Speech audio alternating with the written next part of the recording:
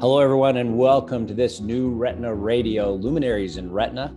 Today, I have the great honor of having my good friend and true luminary in vitreoretinal surgery, Dr. Steve Charles.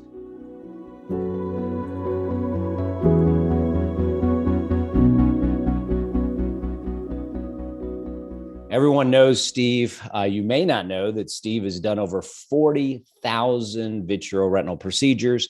He's lectured in 51 countries, operated in over 25 countries. He has over 200 articles published, over 190 patents, 50 book chapters. He was the architect behind the ACCURUS, the Constellation. He developed so many things that we use presently and help us with vitreoretinal surgery to make our operations easier. He's developed techniques. But I think what you'll find most interesting about Steve is his life and what really brought him here to this point in his career, what got him into retina, and we will cover all of that. Steve, welcome to the podcast. And how are things in Memphis? Well, like everybody, we're all suffering with staff outages because of COVID, both people that test positive and aren't sick, and some few people that have been sick. And we have a little over 60 employees, and at any given moment, 6 or 7 have been out recently. And but our patient volumes are extraordinary. We're literally 2x as a group what we were 2 years ago. So I see 65, 70 patients on 2 patient days. And then this week it was 3. So I saw 210 patients this week, and I did 16 vitrectomies. So super busy clinically.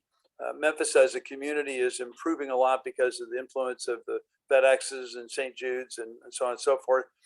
Obviously we have socioeconomically driven crime, as many big cities do, which is worrisome. But, we have a lot of positive qualities. I'm actually happier here than I've ever been, and I've been here 46 years. Steve, you're a visionary. And I just wonder if you could take yourself back to the 1960s when you were in training, finishing training. Could you have ever imagined that our field, vitreoretinal surgery, would be where it's at right now? And then kind of on a broader scale, would you think our society would be where it is right now? Great question. With vitreoretinal surgery, I think unlike the complexity of biology, for example, let's look at immune therapy for cancer. It was a hot topic when I was at NIH in 73, 75. Where are we? Just starting to see a few positive outcomes in a narrow scope of diseases. Inherited retinal diseases, where are we? Gene therapy, barely helping one disease, a number of failed clinical trials. So biology progress, the incredible revolution of anti-VEGF compounds is defines the word miracle drug. So great progress, but in short, engineering is problem solving. You can say, all right, we're going to go to the moon, President Kennedy, we're going to go to the moon, okay, and apply enough engineering dollars and effort and manpower, and you can get there, and it's solvable problems. So I did envision that vitreoretinal surgery would reach this level. I wrote a white paper for Dr. Norton when I was a freshman medical student, and how we could use micromanipulators to do surgery, and he kept that, and later on projected it at a meeting and said, this is what Steve was talking about when he was a freshman medical student, when Norton gave me an indirect. So I've always engineer first, doctor second, both in terms of training and in terms of really my drive today. And from an academic perspective, you can't sit and talk about the engineering stuff until it's FDA approved and commercial launch happens. And I've worked exclusively with Alcon for 31 years. And so you don't see it in the peer-reviewed literature, but that's what I do every single Friday, Saturday, Sunday, holiday, Christmas Day, Christmas Eve. With respect to society, I'm very concerned. I'm concerned about the rise in hatred and anger and division. Maybe it was always there and it wasn't as public. Maybe certain television networks are capitalizing on it and making it more visible. The anti-science movement, anti-vax movement is extraordinarily concerning to me for the future of our country and for the planet. So I'm not happy with progress on the social geopolitical front.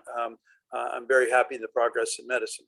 Yeah, like you, I'm very concerned. Sometimes the old adage, you got to hit rock bottom before you can find your way to the top. I think we're hopefully getting pretty close to that as a society, and we can turn this thing around. We just have I these hope so. wild swings in things. When I see my grandkids and how smart they are and how motivated they are and how uh, they're the antithesis of all the negatives I just listed, um, that gives me hope.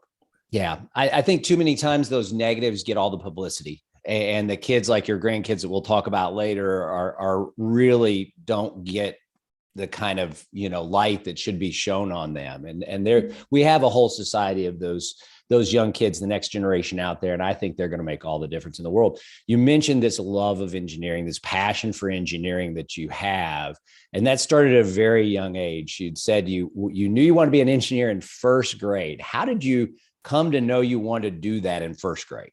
Well, my maternal grandfather, I was very close to. My mom's father, it was a Swede, came over when he was, I don't know, 8 or 10 years old, ended up taking care of his family. When he was 18, he was the foreman of the Elgin watch factory, put himself through engineering school by correspondence with ICS, uh, got a big award in World War II for designing diesel generator sets used at places like Iwo Jima, Normandy Beach, Omaha, and so on and so forth.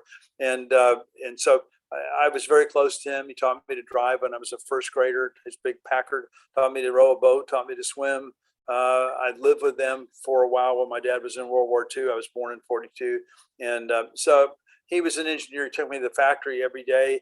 I had a drawing board. I thought I designed diesel engines when I was a little kid. I sat there and I was on the cover of the magazine. Nobody ever talked to me about a career. It was just assumed. I mean, nobody said, well, you're going to be an engineer. Nobody said, hey, what do you want to be when you grow up? I just knew it. And my dad was a college professor. So our home was always very an eclectic sort of meeting place. A typical dinner would literally be a rabbi, a Catholic priest, an atheist physicist. Sounds like a joke. That were my dad's adult students, a couple undergraduates, and my mom's casserole. Dad made no money. He was professor and chair of art at a number of universities, finally Miami. But I mean, I had dinner with Jacques Cousteau, sitting face to face, talking to him. Robert Frost, the poet laureate of the United States, came to our house. So socially, that's how that, I guess philosophically, that's how that got built. But engineering from day one. And it was only when I got to my junior year in college and I said, what do I want to do with engineering? I'm not going to design weapons to blow people up. I'm not going to make a distillery or a cigarette making machine or a gambling machine that they're destroying our culture. What can I do that's challenging? And I said, wait, I'll combine my other grandfather, who I never met, who was a famous general surgeon, and my godfather, my dad's oldest brother, was the most famous colon surgeon. He was president and founder, I guess, the president of the Colon and Rectal Surgery Society. And so I said, well, in retrospect, I thought I did something rather unique, but what I really did is what both grandfathers, my godfather and my dad, did. So teaching engineering and surgery. So nothing creative about it. You could cast it as indecisive. I did what they all do. But yet medicine is so much of an art. And your dad was a professor of art. He also was a city planner and designer and helped design like Tarpon Springs. What was the influence of your dad on your career and your trajectory? Well, Dad worked hard. He was very not coat and tie. Nobody called him professor. He never called himself professor. He was always with a knit shirt on. We had a 2-car garage finally after our little bitty house when I was in junior high, and it had workbenches but no cars in there, and there was constantly doing sculpture, painting, making, building, and he was a great speaker with no notes, and I was his projectionist when I was a kid. So I would go and put the slides in the big lantern slides because he had his degree from University of Wisconsin in art history, his master's degree. And so I saw a teaching style and a work ethic, but I don't have any creativity on the aesthetic side. It's all the visual side. It's all engineering. I'll tell you, I don't know if you look at the ACCURUS and the Constellation, I think there is a certain amount of art there, and surgery is an art. I mean, there's a lot of creativity that goes into the problem solving. And I think, and your book is a beautiful, the vitreoretinal surgery book is just a beautifully digitally illustrated book that is just, I think there's an artist in you, Steve. I think you just may not realize it yet, but it's there. Well, I like industrial design, and I've said often to my colleagues at Alcon that I want a machine that looks so good you want it in your living room, but not as frou-frou as the Apple products that are clearly about entertainment. I want it to look like a Lenovo ThinkPad or the cockpit of a 767 or something that is edgy but not trendy and where the coolness fades. I want it to have a sense of professionalism, but I want you to be attracted to the machine. Say, God, that looks great. And so the ACCURUS was too bland, that sort of earth tone cover, and it looked like it didn't look like it was made by a Fisher Price or Mattel. That's a good thing, but the Constellation is much better looking. A beautiful machine. We talk so many times, lost on a conversation of our influences in life is the mother, and your mother was a homemaker. What influences did your mother have on your life that carried forward? Well, she was very thoughtful and kind and did a lot of volunteerism, and not in a, so if you pardon the expression, debutante, social circle sort of manner, but roll up your sleeves and really do it. For example, she went to the Variety Children's Hospital that you may recall became Miami Children's Hospital, and so she would literally go over there on Sunday and rock and hold and sing to babies. So babies that had infectious disease in the case that they got transplacentally, and babies that were in dire need and didn't have parental support. And she would hold them and rock them all day, every Sunday, that kind of thing. And so she was very, no makeup, no fancy clothes, very frugal, always exercising, swimming at Madison Hammock in Miami, and so exercise, help people, be nice, be understated, no fanciness, no show off, no vacations. That was her. And growing up in Miami, what was that like in grade school and high school? What kind of a person, a student was Steve Charles back then? It was always trying to balance a couple of things as well. So I had no social life at all. I never went to a dance or a prom or any of that, even in high school. So none of that, no dating, nothing. Just what do you want to be when you grow up? And play. And plus, I played football. So I was a wide receiver and I played football. Got to play in the Orange Bowl. I wasn't a star. I didn't start, but I did get to play in the Orange Bowl and played some guys that went on to play big time college football and play at the NFL. And I played against John Clarkson, who was also a receiver. He played for Palm Beach. Later, there was the chair of Bascom Palmer after Norton, and then later the executive director of the American Board of Ophthalmology. And he was president of all four classes before me in medical school. So that was kind of fun. I was always trying to figure out what I'm going to be when I grow up. I didn't meet with career counselors, or it was never about a retirement plan or money or power or anything like that. It never has been. It's just about trying to do meaningful work, but I knew it had to be on the engineering side, and so I built hi-fi systems. They called it in those days. Now we call them stereophile or audiophile or whatever systems for what we thought were wealthy people. People that made $50,000 a year instead of 20, and built theater sound systems. And so I did an awful lot of soldering and running cables, and then I worked at a TV station and worked in film. So a lot of AV electronics. So although I was a mechanical engineer in engineering school, I'm self-taught in electronics. Yet most of my patents are in electronics and now in optics. And I think one bit of trivia that most people don't know about you, Steve, is you don't have a college degree. That's right. I went to engineering school at three places. 1 year at Miami, which is hometown. I wanted to go to the Coast Guard Academy because I thought I could get an engineering degree and it wouldn't cost my family anything, and I could play football there. And I couldn't. I found out I couldn't pass the physical because then I had pretty bad asthma, even though I was a receiver. And so at the last minute, I said, okay, well, I'll go to Miami my freshman year. I get free tuition because my dad's in the faculty. And then, although I got along great with my parents, they're like, you need to go away to school. It's a good experience. So I went to NC State. I was born in Raleigh, and that was said to be the MIT of the South, and it was a great school. And I went there for a year, but I got the idea I wanted to design drill rigs, transferred to Oklahoma. So when you go to 3 engineering schools in 3 years, and it's a 5-year program, if you don't transfer around, graduation was down the road a bit. So I applied to med school, got in, hometown, Miami.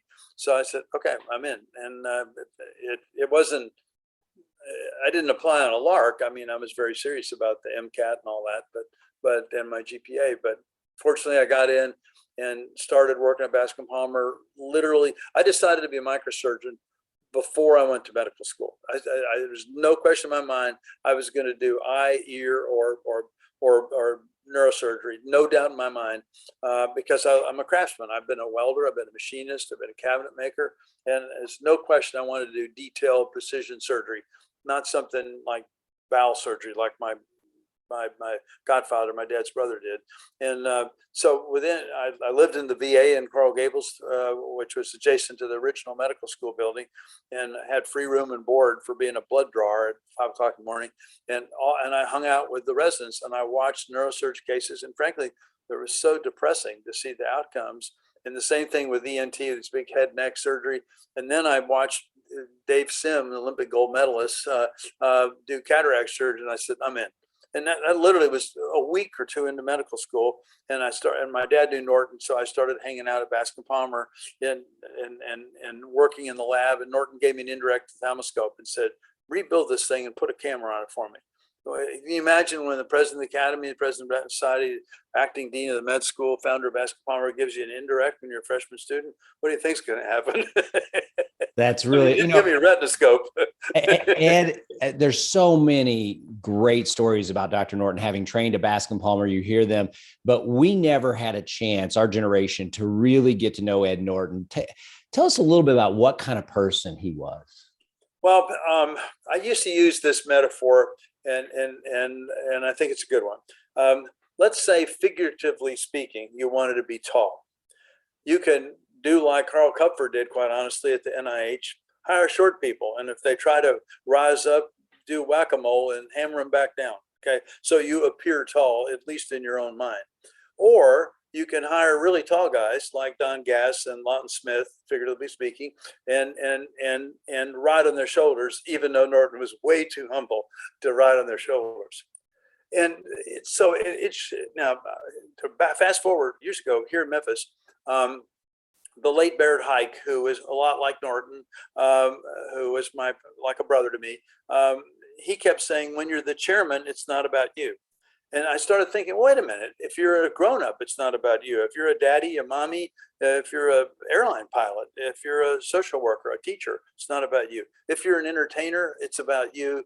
And capitalism rules. If you make a bad product, people don't buy your food, watch your movies, or listen to your music, and so that's okay. But if you got the public's trust, it's not about you. So Don D'Amico came to be visiting professor, and I quoted that story to him. We were just informally, not on the podium or anything. And he said, that didn't come from Barrett. It came from Norton. Norton said it at the AAOPO when people were saying, oh, you have to have an MBA to be chairman. You have to have a background in finance. You have to do, and Norton stood up and said, he always used to say, I'll just tell you. Then he would tell you. He always said that first. He said, I'll just tell you, when you're the chairman, it's not about you. That's him. So think about, Lawton Smith was finding spirochetes when they weren't there. They were artifacts, and he had to have a public Saturday meeting of the whole team to say, we are stopping this research. I'd like Dr. Smith to stand up and admit to the fact his fellows discovered this is all lab error. Dr. Smith? Dr. Mockemer was the residents a year ahead of me, said we were not going to see patients with Dr. Mockemer anymore at the VA. He's not informing his patients. He's putting enzymes in people's eyes without an IRB. We can't do this. And Norton reeled him in, took him out of the VA, brought him to Bascom Palmer, saw his patients with him. So he, into a creative mind of Mockemer, he inserted medical ethics and compassion for the patient, which is absolutely necessary at all times. And so it's hard. Don Gass, for example, never did a budget, didn't go to attend most of the faculty meetings, couldn't remember the residents' names. So he was an extraordinary guy, but you had to be a caregiver, a mommy, a daddy to all these people to use their extraordinary talents and make it work. But if they're like, well, he didn't do his budget, he didn't go to the faculty meeting, he failed to fill out his reports, we're not going to promote him. Well, what do you get? A stale program. Absolutely. I remember talking to the longtime librarian at Bascom Palmer, and she Eva said the Hurst. most remarkable thing, about Ed Norton is he knew not only the janitors' names, but knew their spouses' names, and would stop when he saw a janitor walking down the hall and say, "Hey, how are you doing? How's your wife? How are your kids?" And actually, truly, it wasn't just lip service. He actually knew their families, And and that's care. just such a special trait. Yeah, it wasn't just a memory trick. It came because of care. Absolutely, absolutely. And he was tremendously driven to be a retina specialist because he had sons that had X-linked retinitis pigmentosa. Is that right? Yes, Or one X? son, Brian, went blind. One daughter of his two daughters was a carrier. His wife, of course, was a carrier, and that's one reason. But the other reason, I mean, historically, you go back. Norton did a neurology residency, then opt, went to Boston to study with David Kogan. No intent to do retina. Planned to go back to Cornell and be the neuro-opt guy. Saw what was going on with Scapins and retina, both with fundraising and the importance of retina, the importance of indirect ophthalmoscopy and scleral buckling, and said, that's what I'm going to do. So went back to Cornell and did that and got recruited to Bascom Palmer. But the intent was to be neuro. He was an extraordinary neuro-ophthalmologist. People forget that. Wow. So many things from that era came out of Bascom Palmer. Just absolutely unbelievable. You mentioned David Sim, Olympic sprinter, turned down the NFL to go to medical school, developed IOLs. Tell us a little bit about David. Well, he was, I'm not sure what the word gifted means, but if it certainly applied to him as an athlete. Here was a guy that was a world-class sprinter, held the 200-meter record at the Olympics for 20 years or so, beat Bobby Morrow, the other famous sprinter from Texas. So baseball, football, track, athleticism, coupled with academics. He was a serious intellect. He was an enthusiast. He was incredibly good looking, handsome, charismatic, and all that. But he was ethical. When I was a freshman med student, I hung out at the VA at the eye clinic. I lived at the VA, and what I did every moment that I wasn't taking a class or in gross anatomy lab or whatever was go to the eye clinic and hang out with the residents, including Joe Glazer and Danny Jones and people like that, and Dave. So he took me to the OR and literally physically held my hands and helped me do an intercap when I was a freshman student. And then the residents would give me broken instruments, and on the weekends I would weld in my dad's studio for him. He built 50 architectural sculptural pieces. So I welded all day Saturday and Sunday my freshman year of med school. But I'd take these instruments over there and repair them, silver solder them, and then use them in the dog lab at the VA. So I did iridectomies and extra caps and filtering procedures on these greyhound dogs that I would assist them on the renal transplant, and then the dog would live all day long while they did these transplants to the jugular and the carotid. They let me have the dog, so I resect lids and do filtering procedures, teaching myself out of the book how to do it. And Dave Sim, helped teach me and get me started. Wow, that's amazing. And Tom Alberg and Denny Robertson helped teach you how to do examinations of the retina when you were a student? Yes. Norton went to the senior year at the University of Miami Medical School at those days was all elective. And they had a huge OB/GYN program. Everybody was all excited about that. I wasn't. And OB was your fourth year if you took it. And so I went to Norton and said, what do you think I should do? So let's backtrack. At the end of my second year, Norton said, can you come meet with me about your summer research? And I said, sure. When do you want to meet? He said, 10 o'clock Thursday night. Yes, sir. So at 10 o'clock, I'm knocking on his door. He's in there with his suit on, his feet up on his desk, thumping on his head with a scape and scleral oppressor like he always did. Steve, come in. He said, before we start talking about your summer research, I want it to be meaningful. Do you want to do residency here? Yes, sir, Dr. Norton. And he said, would you like to interview at other places? I said, only if you want me to, sir. And he said, okay, you're accepted. I said, should I fill out an application? He said, no. I said, the top 10 kids in my class want to go there. And he says, that's their problem. And so then fast forward into my junior year, I went to Dr. Norton. I said, as you know, the senior year is all elective. But, and he said, yes, I went to the American Board of Ophthalmology and said, I've got the ideal guy to skip internship. And the American Board said, no.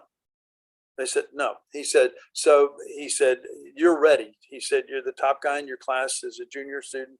I think you're ready to go into ophthalmology right now, but let's make use of the senior year. So I did 6 months in the lab, putting microelectrodes in cats' brains under John Flynn's leadership. And then I went to engineering school at night back at the University of Miami main campus. But I got up at 4:30 in the morning and drove down there and made rounds on the retina service with Denny Robertson and Tom Aberg. And they taught me how to use an indirect, how to use a scleral repressor, how to draw retinas. And so I did that for a good bit. I took only neurology for a month and derm because it was a world-class derm program my senior year of med school. And you worked with Don Gass. You actually built Don Gass's EOG and ran his EOG lab at that same time? I built the ERG system from scratch at Bascom Palmer when I was a sophomore student. I built the EOG system from scratch. I performed all those tests for his AOS thesis. My little lab was next door to his, and I wasn't an angiogram expert and certainly not interested in pathology. So I don't want to overstate it. I didn't sit there and do dissections of eyes with him and learn. That wasn't my competency, but I did do all the retinal function testing for his stuff and for the whole institute, all the way through med school internship residency. All the way through. Wow. 8 years basically of that. That's incredible. And you worked closely actually with Robert Mockemer. And I think you had said it at one point, Robert Mockemer was the first person to really get you. Tell us about that relationship. I don't remember that quote. Mockemer was very OCD, very rigid. Things like he would come in with a stern face. Where is monkey 125?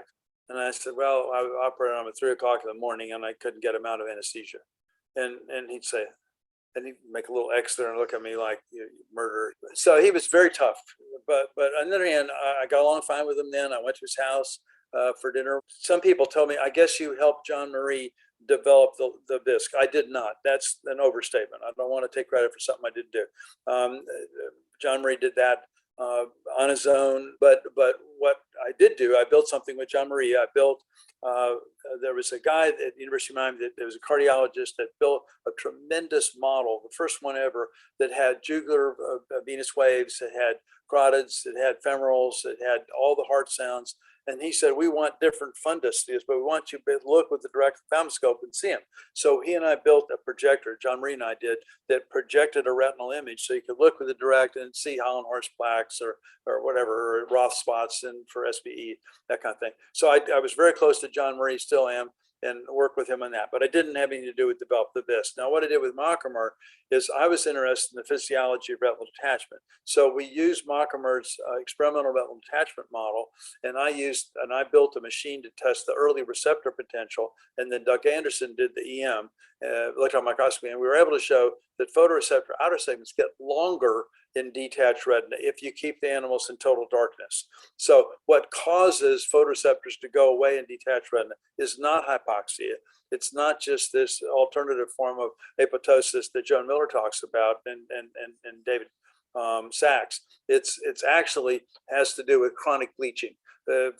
When you bleach so cyclical, so I had half the animals were in cyclical room illumination, and the other ones were pitch black.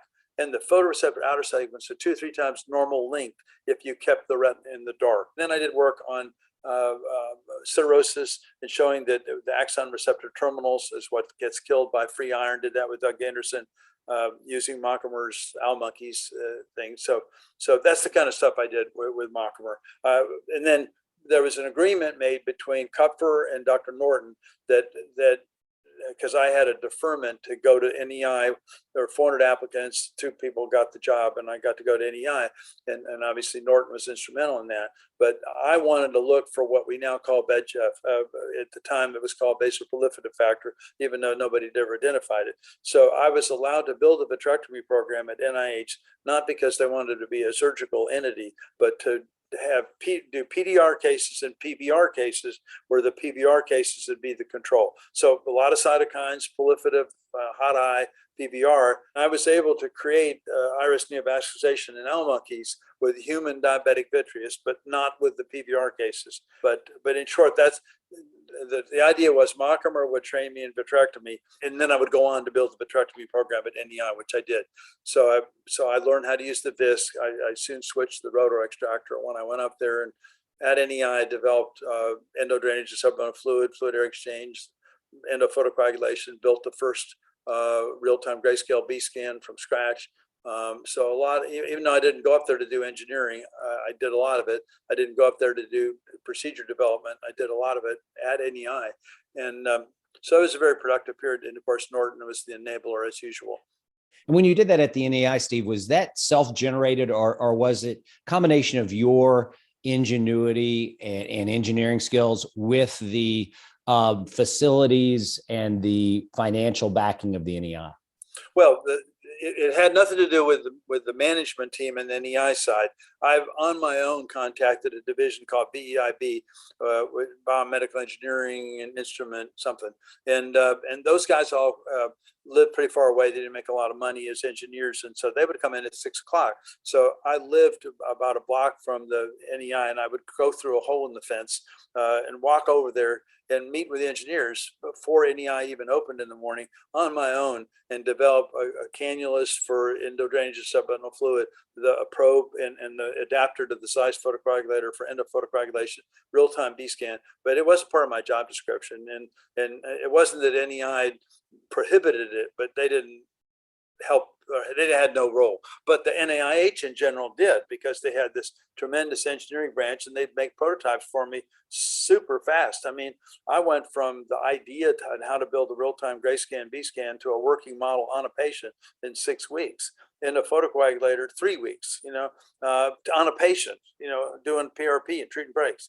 And so it was a tremendous resource, but it wasn't NEI. It was NIH that did that. Carl Kupfer was a very difficult individual, to say the least, and he was very Nixon-esque in even his physical mannerisms. Once, hopefully this is humorous, but once I was summoned to what I called the Oval Office, his office. It was a conference table, seemed like a mile long, and his right-hand man instructed me to sit at the other end. And so he goes, "The NEI, as the headquarters for vision research of the entire world, is here, and you seem to be here."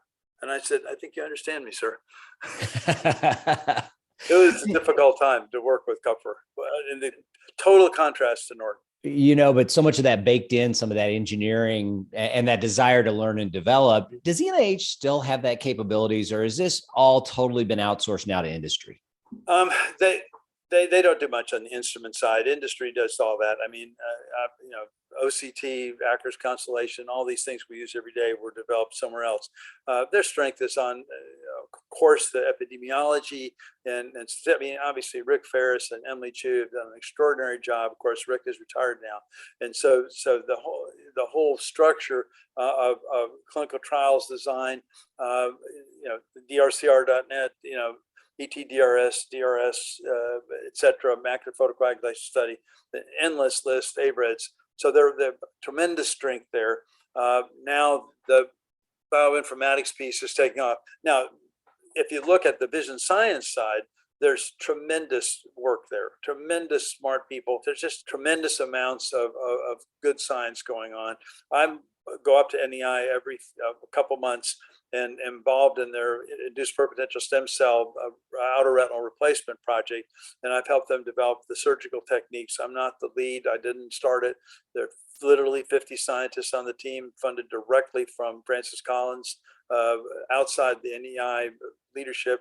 It was a competitive bid against NCI and other institutes for regenerative medicine. So I'm back working up there, and just the amount of biological science, experimental pathology, if you want to call it that, and vision science, it's mind-boggling. So that's where their strength is. And that's so reassuring that they actually still have such a strong role in the development of the science. How close did you get to discovering vascular endothelial growth factor when you were there? It was apparent to me, and I don't know how, when I was even a medical student doing research, even though I didn't work in angiogenesis, I said, blood vessels don't grow on their own. They don't grow. A blood vessel over here doesn't know there's hypoxia over here. There's got to be a diffusible agent. So then I learned about Judith Folkman's work at Boston Children's Hospital, and which was all about cancer. He said, because a single, we now know it to be cancer stem cells, but at the time they thought it was fully differentiated cells, had a mutation that allowed them to grow out of control, and that how does that tell a blood vessel over here to grow over here? And there were vague theories about, well, it's hypoxic in the middle, except it's not true. There had to be a cytokine, a diffusible agent, and that's what Judith Folkman worked on. So we initially used assays he developed and with Michael Gembroni with a corneal pouch. You made this little lamellar pouch with a spatula, little slit like a LRI, and then you turned the corner and went like this. And then you put this material in a gel in the cornea, so it's very easy to observe, and it's easy. You can use rabbits. And but finally, I wanted to use primates, and so I literally injected the lyophilized material we took out of the vitreous of a diabetic that had fluoride neovascularization, and when I did a vitrectomy, put that in owl monkey, and boom, iris NV. Wow! So you actually had a proof of concept. It's just to isolate the actual vascular endothelial growth factor was. And there's an interesting follow-on story. Many years later, when I was in practice, I used to always have 2 or 3 visitors. I've had 4,000 or 5,000 visitors from around the planet, and Machimer came to visit, Zabonovich, Steve Ryan, people like that.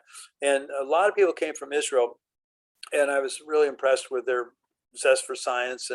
And so I got invited to speak when Isaac Michelson, who postulated factor X, now known as VEGF, when he passed. There was a memorial service to honor him, and so I went to Israel, and I happened to be in the first session, so there was assigned seating. So I sat 1 row back from the front, and so I'm sitting there waiting for the thing, kind of nervous to give my talk, and I felt 2 pieces of metal on my head, and 2 guys are standing behind me with Uzis, and they said, "The Prime Minister will be sitting in front of you.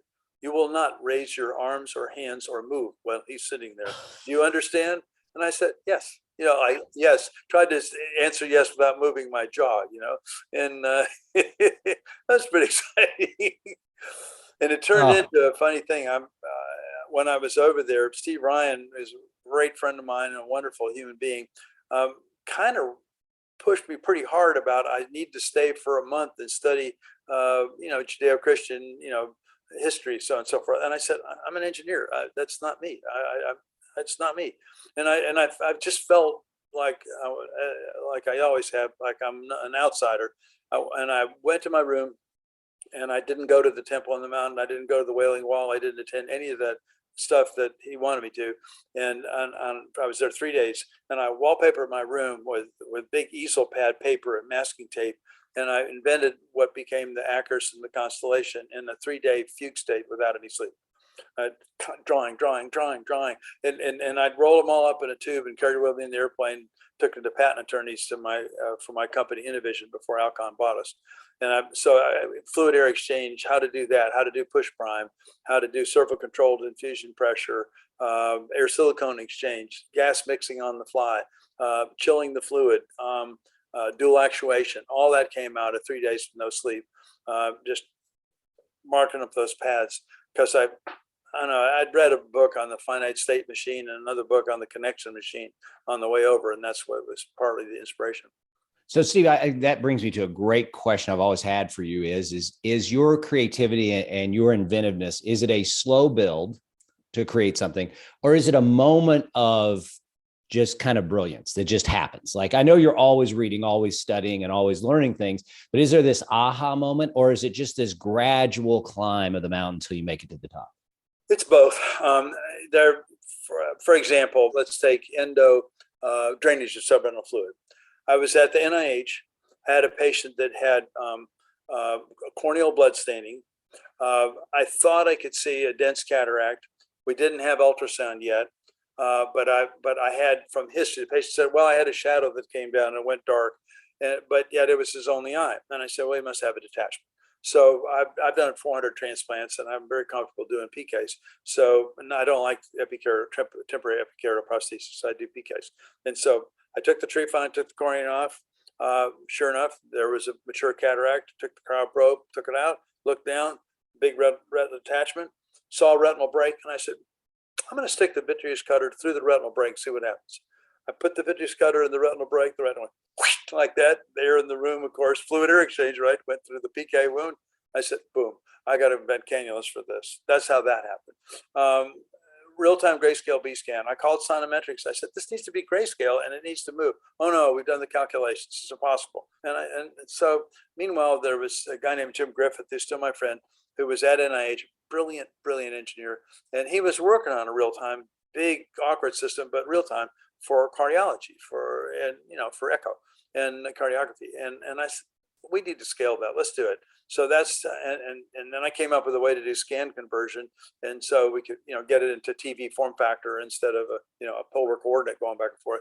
And so that's how that happened. Where now it's much harder. I constantly study photonics. I've taught myself laser physics over the last couple of years. I understand bulk lasers and regenerative optical amplifiers and thin discs and CSAMs and photonic crystal fibers. I didn't understand any of that 3 or 4 years ago. So now I proactively study the science that might result in a solution. But I've got about 365 memorandums of invention in the Alcon system, and it comes about from constantly saying, we got to see better in the operating room. We got to see better. For example, I got 3 patents on the elastomeric retinal patch. Alcon owns those patents. Then the project went dormant. Then they thought it was about not being face down. And now the project is back active. And so I'm relentless about pushing the R&D side and the management team and the commercial team to say, we got to do this. We got to do this. Well, the ad board, we asked the ad board, they don't think there's a need. I said, they're wrong. They're wrong. I'm telling you, we need this. I've got a good track record. So I'm just absolutely relentless on pushing them, but I don't consult with anybody else. And I don't walk out there with my hand out saying, I need money. I never say, give me money. I just work on this stuff on my own. And I build prototypes on my own, and I pay for them just to say, look, we need to do this. I built an Ingenuity in my apartment. And, Wow. I've got 2 optical projects now that are complex. I paid for it, hired an optical design engineer and paying his rent. And he's working on some stuff for me. And that will be owned by Alcon. And there was no ask for a reimbursement, or I'm just doing it. How did you get this partnership with Alcon originally? Well, I worked with Carl Wong when he was at Berkeley, and Accutome 800 invented by Conor O'Malley. Then CooperVision bought them. So then I switched over to CooperVision. So I was the first guy on the podium talking up the Accutome 800 invented by Conor O'Malley and Ralph Innes. But then when CooperVision took over, I said, we have to have linear suction. I have the first patent on linear suction, and with Carl Wong and an engineer whose name I've forgotten now. And that was at CooperVision. That's the Accutome 8000. And Conor O'Malley was very complimentary. So then Carl and I wanted to do a disposable cutter. And Cooper said, oh, no, there's no need. No, reusable cutters are the way to go. And so he left, and I actually got Midlabs. I got Midlabs Incorporated, raised the money to get started, raised all the money in the Memphis market, wrote the business plan, and that's how the disposable pneumatic cutter came about, with the hourglass shape and rapid vacuum. And so then I talked Alcon into buying them, but I didn't make any money in the transaction. I'm not talking about little. I made none. So that cost me money, but it happened. So I started Innovision on my own, and then that fugue state where I invented all that. But I also built what's now Navilov, and that got copied by some guys, and we called it the laser imaging workstation. We built it, tested it. And I raised the money, raised 50 million, and got all that going. And I actually took the OCM machine that had all the features that are on Constellation to the OR and used it, as did Henry Hirschman, the cataract surgeon. So we actually built disposables up in Buffalo, New York, had a company in Irvine, and then our VC pulled out. One partner left, and the remaining partners didn't like medical. We don't like medical. I said, well, I can't build a restaurant. That's not what I do. And they said, well, we don't like this. We're not going to find any more. And I said, I got 100 employees. We're ready for product launch. Alcon has agreed to be the distribution channel. We have an agreement in place. We don't care. Goodbye. And so I literally drove across the street, well, figuratively speaking, and went over to the Alcon's R&D facility and said, look, we got a problem. And Barry Caldwell was the vice president of surgery, and he said, we got to buy this. So they didn't buy what's now Navilos. they bought what's now ACCURUS and then Constellation. And they were kind of conservative. So the ACCURUS, they didn't like how I had it packaged. They had an articulated arm with the fluidic interface out by the patient. So the tubings were all 18 inches long. So for better fluidics and actuation performance, but they didn't like that. They thought it looked awkward. They wanted a kiosk. So they redid it and used about 2/3 of the features that I had. And all the rest of the features I had on the OCM were later implemented in the Constellation. And then they hired me. And so I didn't make any money on the ACCURUS at all, which they did. They ended up spending 30 million on it, did 2 billion in sales in round numbers. And I mean, I literally didn't make a dollar then. I made consulting money, but then with Constellation, I did get a royalty. And they've owned all my intellectual property in ophthalmology since 1991. It just seems such like, even though all of those business kind of lumps and bumps and somewhat travesties, it seems like it's been such a good partnership for it's you a fantastic and for partnership. Alcon. I couldn't ask for any more. I have a phenomenal relationship with people like Paul Hallen and with David Endicott, the CEO. I did with Mike Ball when he was CEO. I get along. Frank Lavalier, VP of R&D, is absolutely extraordinary. So I have a great working relationship with them, and I have had with their predecessors. They're the best team now we've ever had. Steve, you're really the missing link between the physician side of things and the engineering side of things. Is there another Steve Charles that when, and I hope that day never comes, but when you are no longer there to do that, who's the person that can bridge that gap? This is going to sound self-serving, and I don't mean it that way, but for years, people have said, blah, blah, blah, went to MIT, blah, blah, blah, went to Stanford in engineering. Now he's doing a vitreoretinal surgery fellowship. He's going to be the next Steve Charles. And it turns out they become coding and billing experts over and over and over and over again. When I was a junior in engineering school, and I made the decision to go to medicine, my counselor was a mechanical engineering professor that used to be a tool pusher in the oil patch, which means tough guy. And so I went there and it said in the catalog, biomedical engineering parentheses pre-med. And I said, tell me about that. He said, it's new. That's the way it was. He said, it's new. But don't be a biomedical engineer. They don't design anything. He said, be a mechanical and electrical engineer. They're real designers. You'll never get a job as a biomedical engineer on the design side. And I know you want to be a designer. I said, you're right. He said, go to medical school. He said, but if I find out that you don't remain current in engineering throughout medical school, internship, residency, fellowship, and in your career, if I find it out, I will seek you out and take you out. Do you understand me? I said, yes, sir. I got it. And that's been the main driver. I mean, I would have done it anyhow, maybe because I'm curious about it, but so where I see the science happening is not on the engineering side. We have so many guys that are literate, that are doing vitreoretinal fellowships, or young guys in practice that are literate in that are MD PhDs that are literate in molecular genomics and et cetera, et cetera. And so I think the innovation is going to be mostly on the biology side. I mean, just look at, in retina today, for example, look at that fold out that Peter Kaiser does with dry AMD on one side and wet on the other. And, there's 25 pathways and 5 alternative molecules on each of the pathways. It's extraordinary. And there are guys that actually understand that. I'm not one of them, but I know that it's important. I lecture my fellows every day. I'll teach you how to operate, but you guys better be studying clinical trial design, and you better be studying everything on that chart. You guys need to know this. That's what's going to differentiate you from a comprehensive ophthalmologist. The ACCRS, get this, ASCRS, sorry, paid Aaron Schallhorn to do a survey. And 30% of the membership said we inject. And this is a confidential survey. 80% or 85, something like that, pushing 90, said we don't know the difference between Eylea, Lucentis, and Avastin. We have no idea. Are you comfortable reading OCTs? Not really. So they look at an OCT, it looks thick, and they inject something in the eye. They don't know about pharmacokinetics. They don't understand durability. They don't understand what's going on with Beovu, et cetera. And if these guys are spending 80% of their time looking at OCTs and injecting, why don't you learn the science behind imaging and the science behind what you're injecting? And because that's what's going to differentiate you from a comprehensive ophthalmologist who's got a ton to learn to get refracted. I mean, how hard is refractive optics? I mean, refractive cataract surgery. It's hard. It is irrationally complex. cataract retina surgeons do it poorly when they try to do phacovet. Absolutely. I think about trying to put a multifocal lens in an eye, which I've never done, and I would just be lost. It's just there's so many nuances that make a difference between a patient being overcorrected, undercorrected, happy or unhappy.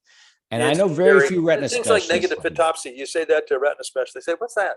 I'm like, "Well, it has to do with HRI versus non-HRI lenses, and and Snell's law." And they're like, "Yeah, not good."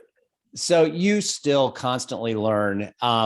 We talked about this a few years back at the Vit Buckle Society meeting. What's a day look like for Steve Charles? Like, just take me through an average day. Okay, so Monday and Wednesday are the same, and Tuesday and Thursday the same. Monday and Wednesday, I get up at 4:30. I live in an apartment. I brought all my weightlifting equipment when COVID started that was in storage back many years ago. And so I lift weights heavy duty for about an hour and a half. I'm benching 250 and really lift heavy. And then I go to the office and see around 65 patients on average. The fellows are with a fellow or two fellows are with me. They do the injections after I taught them how in the first few weeks. They do pneumatics, they do lasers, but I see the patient. I see every patient with them, and they're in the room with me unless they're doing a procedure. So that lasts till 6 o'clock. I go home and stick something in a microwave and eat it. It's healthy. Tuesday and Thursday. I operate every Tuesday and Thursday, and I start at 7:30. And my laptop's in a little room right outside my OR, and I have Ingenuity and Constellation, and so at the beginning, I teach them how to block. I used to be president of the Ophthalmic Anesthesia Society, and it's been a little difficult to get them tuned in on the safe blocks. Teach them how to block, how to cut the drape, how to put the speculum, and then they do more and more and more, as you know, as the year goes on. And so I might do fluid air and endo drainage. The retina's on. I said, "You saw the break. Lace with brakes. Do air gas exchange. I'm outside." And so I'm literally 10 feet away. And so and every now and then they said, "I got a question. Can you come back in the room?" "Sure." Scrub back in the room, and or put the glasses on and back in the room. So I'm immediately available. But my laptop's there. So I'll be working on PowerPoints, working on patents, PowerPoints for Alcon, PowerPoints for teaching. I rewrote my whole book. The 6th edition came out last September of Vitreous, and it was a complete rewrite, stem to stern. So I've got time to do that. And so that goes on till 5:30, 6 o'clock every single Tuesday and Thursday, 8, 9 cases, all vitrectomies, no cats, rarely buckle. Then Fridays are a hodgepodge. Sometimes I'm at Alcon, some in Santa Barbara, occasionally Fort Worth, more commonly in Lake Forest. I go to the university one Friday a month. I go to Oxford, Mississippi, where I have a satellite clinic. I saw 70 patients there yesterday. But Fridays mostly was, and we've got 2 guys we're hiring, and it will be back being Alcon day. So then Saturday and Sunday, all day, I get up, work out in my apartment, stay in my apartment all day long, working on my laptop on projects and reading physics, optics, teaching myself, polarization theory and adaptive optics and all kinds of stuff like that. And it's just what you love. Some of us love watching basketball, and some of us love going on hikes, and you love learning. Well, one time my mother was not a religious person or even judgmental about things, but one time I had a glass of wine in my hand, one glass that my mom didn't drink. And she looked at my glass and she said, "Steve," and then she looked at my forehead like she was an MRI machine. She said, "Steve, what people like about you is your mind." I said, "Thanks. Yes, ma'am." And I poured it out. It was kind of a lesson about, well, I guess this is all I got. I'm clearly not handsome. I'm clearly not cool. I can't sing or dance or dunk, so, but I don't do anything passive. I don't watch. I haven't seen a movie in 30 years. I haven't been on vacation since 1996. I don't fish. I don't play golf. I used to play tennis, but I gave up because it made a tremor in my forearm just a little bit from my flexors. And I said that no good. So and I do cardio on the weekends. So I have a rowing machine, which is nice because there's no impact and it's total body. So no passive entertainment at all. I do like football, and I turn it on with the sound off, and I have a TV to right over where my laptop is right now. And so I'll sit there and glance at certain plays when I hear them yell and scream when I'm working on projects. But I never just sit and watch a game from start to finish. I've never done that. And personal life wise, you've been married twice. First marriage was over 20 years, 3 kids, 4 grandkids from that marriage. I'm defined by being a daddy and a granddaddy, and I talk to them every day, usually by text, make sure everything's cool. And sometimes I'm just asking questions, but not formal. Hey, how was your day? More, hey, did you get that horse? Did it bet? What do you think about the fetlock? Do you think that's varus and valgus? It's detailed stuff about their interest, not mine. And they always ask, how am I doing? I'm fine, don't worry about me. And so I do that. But frankly, it's not time consuming, But when I look at the rest of the priorities, I want to get all this stuff I'm working on. We're talking about 160, 70 engineers working on projects, plus 50 science at NEI. And that's, we're talking 200 plus people working on, that are heavy duty PhD level or master's level people working on stuff other than the NEI thing, which I thought of. And I feel morally obligated to bust my butt and be engaged as much as I can to review CAD models, to review performance specs, to review FDA filings, and not just, go out there and, and have a nice dinner and say, well, I like how this cutter feels. It's has a oaky finish to it, so that's kind of how I play. Do you feel pressure to get all that stuff done? I mean, do you feel like there's a clock ticking? Absolutely. Right now, I've been more engaged recently. I've always worked out. I always ate pretty well, but I've never smoked or anything. But my middle daughter is a family doc, is really smart, and she did an online nutrition certification, and she's constantly researching stuff. And so I'm off red meat. I gave up alcohol and caffeine over a year ago, and then I hadn't had more than 1 glass of wine a month since mid 90s. So it's not like it was a big deal to give up wine, but now I don't drink any. But giving up caffeine wasn't easy. I like that feeling of being zipped up, but at any rate, I'm focused on I'm constantly researching diet to make sure that so I eat a lot of salmon and swordfish and tuna and vegetables, but I put on about 5-6 pounds. So now I got to get my carb count down. So I eat basically 300 or 400 calories at each meal. And so it's about longevity, and that's about being a daddy and granddaddy and getting all these projects done.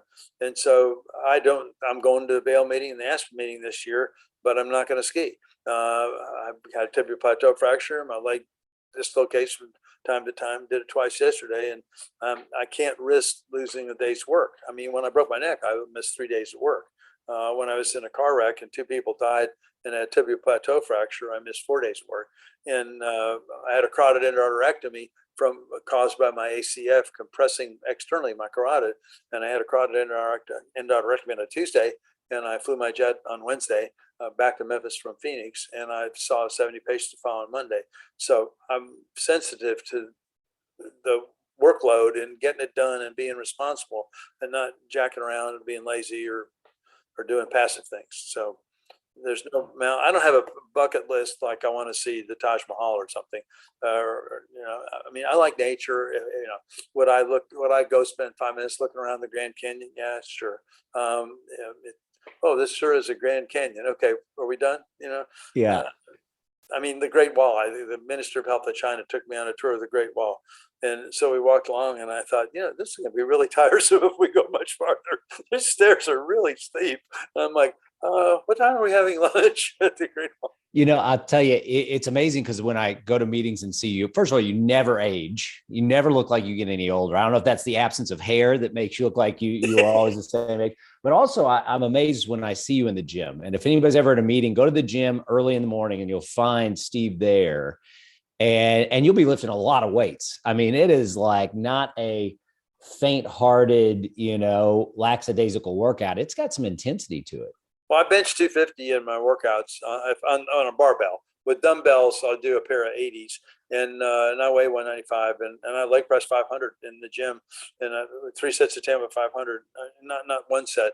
I don't do things like clean and jerk because you're going to hurt your back, and I don't do squats. My knees and my low back can't take it. So there's certain things I can't do, but again, all of that is about sustainability. And I assume there will never be retirement for you. I have no interest in that. I wouldn't last 2 days. What follows retirement? Death. Yeah, you see it so many times. I mean, it's really the rare physician that can gracefully retire and still have a life after medicine. Yeah. My senior partner did it, William Wood. He's done great in retirement. Everything I hear is he's healthy and enjoys what he's doing, but so few people, they just lose But their he had a identity. lot of social interests plus horses. Yeah, he did. Absolutely. Absolutely.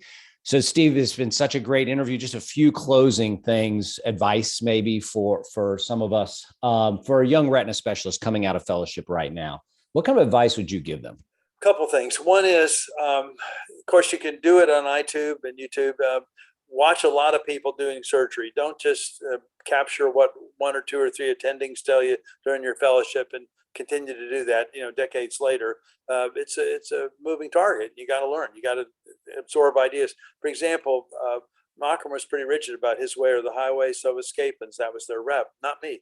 I can't wait to compliment Stanley Chang and what he brought us, the PFO, or what Ruben Belfort brought us, wide angle visualization. I want to listen to what everybody's doing and learn. And I'm doing that at age 79. Well, they ought to darn sure be doing it when they're 31. And then secondly, we're in medical in the U.S. Obviously, people do medical and surgical. So as I said, distinguish yourself by understanding the biology of what you're doing with these injectables. I mean, don't. For example, do I use steroids for DME? I don't. Why? I can't. If you use anti-VEGF compounds, you can't make steroid glaucoma. It's impossible. And I don't want to turn patients that have DME into steroid glaucoma patients. And so learn that. Do your homework. Read. But I talk to laymen and friends, and I'll say, what do you think is the most commonly read journal by physicians? Answer, Wall Street Journal.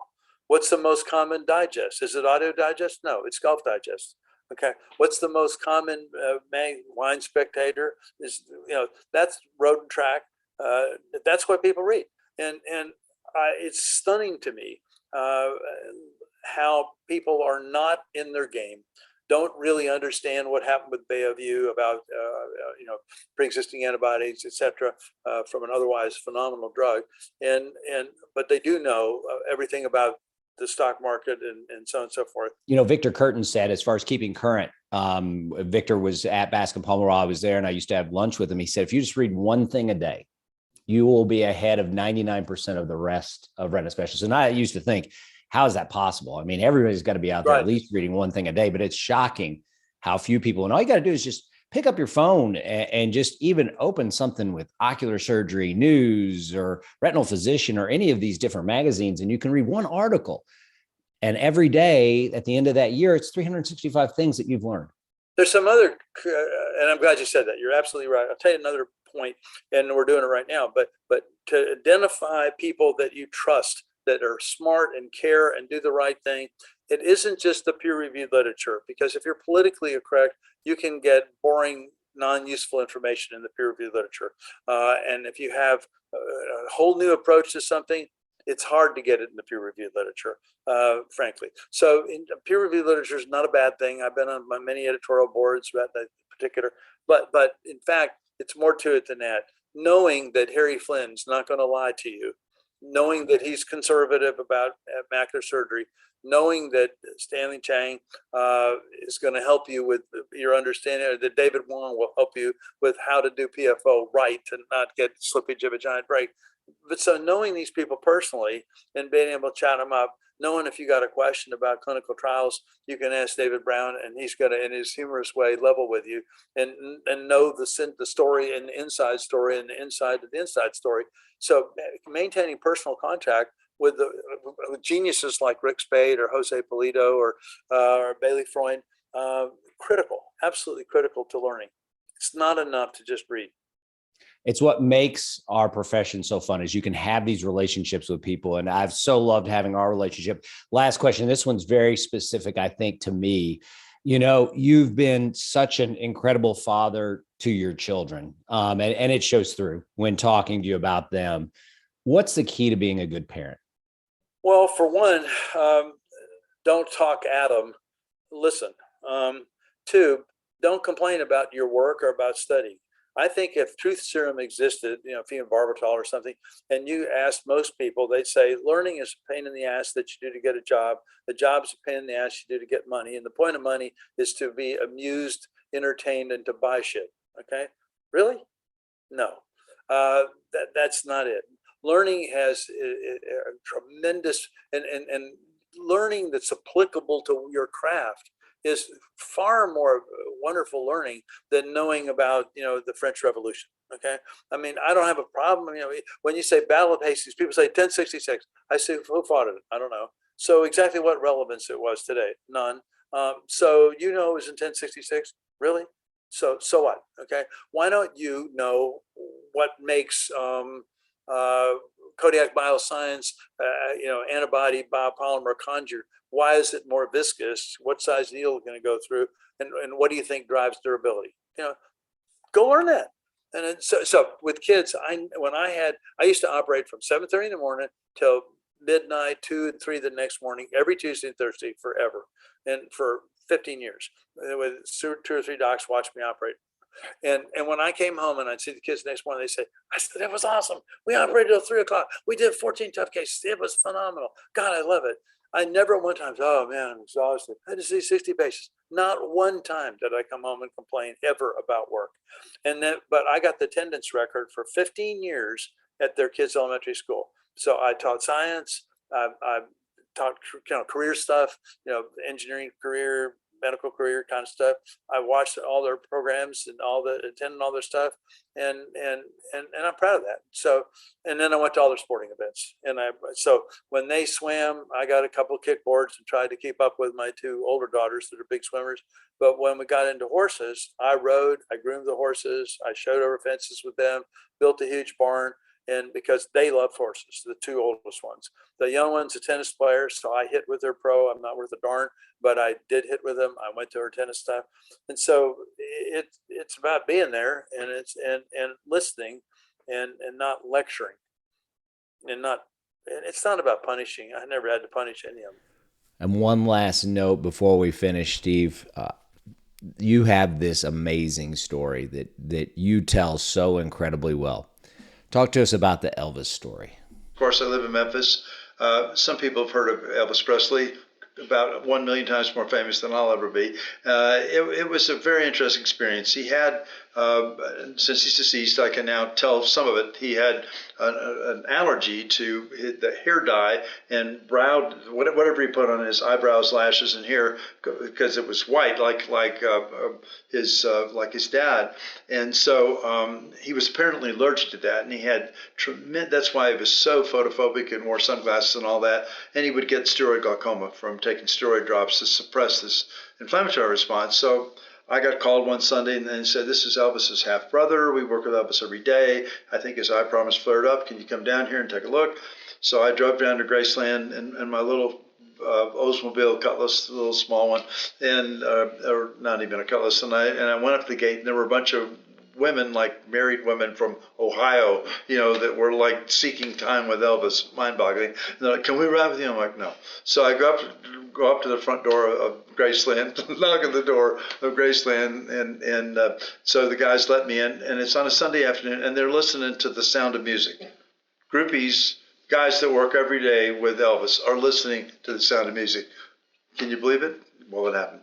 So then his then girlfriend, Linda Thompson, who later married Bruce Jenner and was on Hee Haw, she came down to get me, to take me upstairs where Elvis was, and put me in the daughter's bedroom, which was decorated by late Levitz, sort of decorated with shag carpet on the circular bed. Unbelievable. And so I sat in there, and Elvis came in, and he had on a black Japanese kimono thing, and so anyway, he was incredibly polite, incredibly nice, not anything but a gentleman. And so I checked his eye pressure and so on and so forth, and he said, listen, can I come to your office someday? I said, you can come anytime you want. And he said, well, I don't want to be there when the other patients were there. He said, not to benefit me, I just don't want to be disruptive to your practice. I said, well, you can come today if you want. He said, mind if I take a shower first? I said, no, go ahead. Hey, it's your place, So he and Linda Thompson they sang along with The Sound of Music. and they were in the adjacent master bedroom bath area, and I could hear him, and it was just extraordinary. And that he truly loved music; it was in his soul, and so that was cool. So he then came out. She disappeared, and his two bodyguards there, they all had blue white stag tennis outfits on and 357 Magnum shoved in their waistband. And so Elvis said, "I want to give you a car." So he gave me a Lincoln Continental limo that I think MGM gave him. And I said, I can't take it. It's not right. I'm just an eye surgeon, just trying to help you out here. I don't need that. It's not right. And so then he gave me a rifle. He gave me a Winchester Model 94, the kind that Chuck Connors had on the Rifleman, the old cowboy show. And so I do have that. And some morons have said things to me like, "Well, did you put it on eBay?" I'm like, Elvis gives you a rifle and you put it on eBay? Are you kidding me? No, I put it under my bed. It's stored under my bed. So Elvis said, "Listen, let's go to your office today." And so we got in the same limo that he tried to give me, and we're riding along, and he said, "People think I'm a rebel, that I'm trying to change the culture." Not at all. He said, "I don't believe in juvenile delinquency," which is what it was called again, or English call it hooliganism and so on and so forth. He said, "I'm not a rebel trying." He said, "I was just raised with black people and white people both, and I've combined those two types of music." He said, "I love gospel music," and he didn't drink or anything, and so he felt badly that certain people connected him with kids acting out, and I thought that was very profound. And so then we drove to the office, and we walk in the front door, and there's the typical magazine rack, the doctor's office, and there's a copy of the first Sports Illustrated swimsuit edition, and I think it was Christy Brinkley in the cover, or I'm pretty sure it was her. But he said, "Did you ever go out with her?" And I'm like, "No, sir." And he said, "Don't, she's stupid." And I said, "Oh, well, thank you, that's very helpful." And so then I went back there, and when you do a refraction, you put up a +1 or -1 lens. So I put a +2, and I said, "Which one's better?" And he says, "Hey, man, you're the eye doctor, man. Just pick my glasses." So I finally, I said, "Do you want something like in shades, the big frame?" So then he says, "Listen, do you want to go on a drug bust?" I'm like, "Yeah, sure." I had my Oklahoma football jersey on and my jeans on, and I had a rifle, and we're going to go on a drug bust. So we go to this bad news area in Memphis on a Sunday night, 9 o'clock. He said, "They're in there." And it said pool hall. And you see a row of eyeballs looking out underneath the curtains. And then so he said, "Listen, I want you to go out and kick the tires. We're undercover." I said, "Mr. Pussy, you're an expert in rock and roll. I think more or less expert in eye surgery. But I don't think I'm undercover, like with a rifle in this particular neighborhood, kicking the tires of the Lincoln Continental. But you know what? It sounds like I'll do it. It's a great idea. I'll do it." So here I am, kicking the tires of Lincoln Continental, and so people came out, and everybody was like mesmerized. It's the king, So it was then the pitiful part. He said, can I show you around Graceland like a kid?" And he said, "These are my platinum records. These are my racquetball courts. I'm a very competitive racquetball player. I can show movies in there." And it had hit me that being that famous makes you lonely. And it's tragic to think about that, really. But anyway, I went there 2 more times, and he was going downhill medically. He had some serious medical problems that I can't disclose. He was not a drug addict. I don't think he died of drugs. I wish the family would have released that he actually had underlying medical issues. I think it would be better for his reputation long term. But I found him to be a gentleman, to be humorous, and to be fun, and it was quite an amazing experience. Steve, it's been such a joy to get to know you. And this podcast has been so easy to do because we know each other so well. And just, you're such a unique individual. We could have gotten off topic onto Elvis stories, and that'll be for another time. But it's been a really, really great opportunity to see you again. And I really want to thank you for joining us here on this episode of Luminaries in Retina. It's my pleasure, particularly working with you. You're terrific. I enjoy our friendship so much and love chatting about all this, and I wish you the best.